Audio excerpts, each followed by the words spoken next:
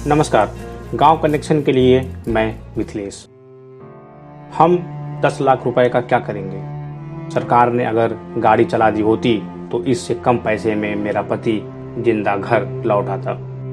सरकार से ये सवाल करते ये शब्द उस पत्नी के थे जिसने औरंगाबाद ट्रेन हादसे में अपने पति को खो दिया।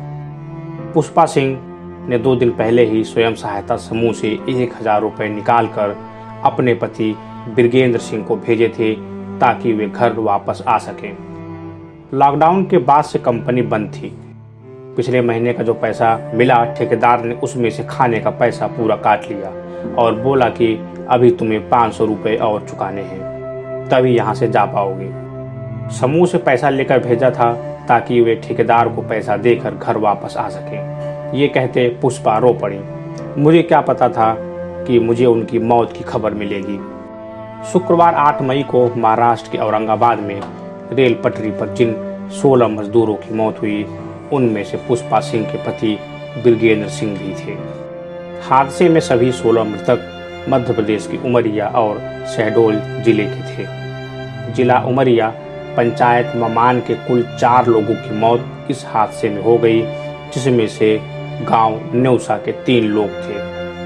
इसी गांव के बिरगेंद्र सिंह जो 4 महीने पहले ही औरंगाबाद कमाने गए थे। बिरगेंद्र 10वीं फेल थे। गांव में कोई काम नहीं मिल रहा था, जमीन भी नहीं थी कि खेती कर पाते। बेटी के जन्म के 1 साल बाद पत्नी के कहने पर वे कमाने के लिए शहर चले गए ताकि बेटी को पढ़ा लिखा कर कुछ बना सकें। कमाने के लिए मैंने ही भेजा था, पर नहीं जानती थी कि ये सब हो जाएगा। अब पछता रही हूँ।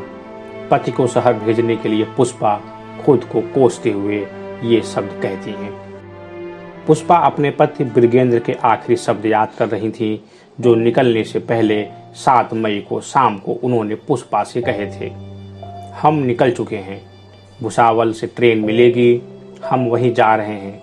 1-2 दिन में घर आ जाऊंगा, अब फोन मत करना, बैटरी चार्ज नहीं है। बिरगेंद्र के ये आखिरी शब्द थे जो उन्होंने पुष्पा सिंह से कहे थे। 8 मई को सुबह लगभग 10 बजे जब गांव की सरपंच ने पुष्पा को बिरगेंद्र के मौत की खबर दी, तब उन्हें सरपंच की बातों पर विश्वास नहीं हुआ। तुरंत उसने अपने पति को फोन किया तो फोन बंद था। पुष्पा कहती हैं, जब उनका फोन बंद मिला तो मुझे भरोसा हो गया। मेरे पति के साथ उनके बड़े भाई और उनका चचेरा भाई प्रदीप भी आ रहा था। प्रदीप अब नहीं रहा।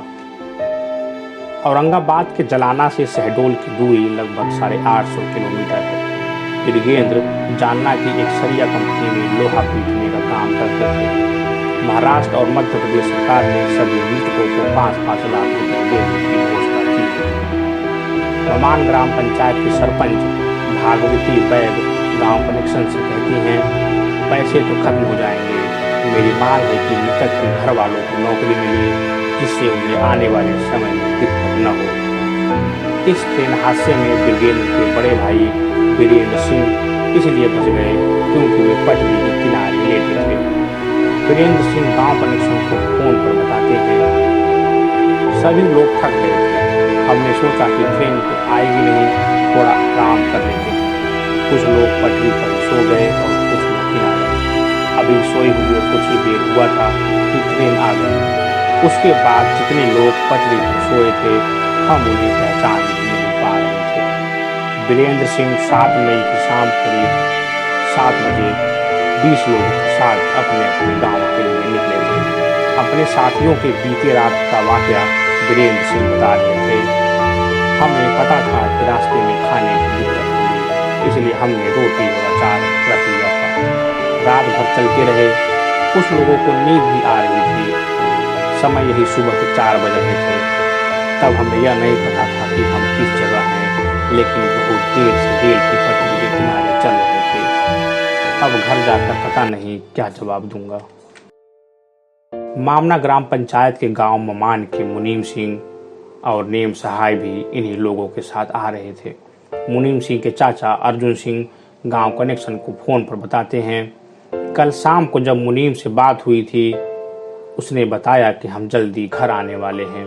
लेकिन यह नहीं पता था कि वह पैदल ही घर आने लगेगा। घर में उसकी बीवी और 2 बच्चे हैं। 3 भाइयों में वही कमाने वाला था। पिता है नहीं, माँ बीमार रहती है। अब पता नहीं आगे क्या होगा। अर्जुन सिंह इस ट्रेन हादसे में मरे अपने भतीजे के परिवार की आप बीती बता रहे थे। इस रेल हादसे में उमरिया जिले के धर्मेंद्र सिंह, निर्वेश सिंह, धन सिंह, राजभवन, शिवदयाल सिंह, बुधराज सिंह, अचेलाल और रविंद्र सिंह की भी मौत हो गई, जिनके परिवारों की तकलीफें भी इन्हीं परिवारों से मिलती जुलती होंगी।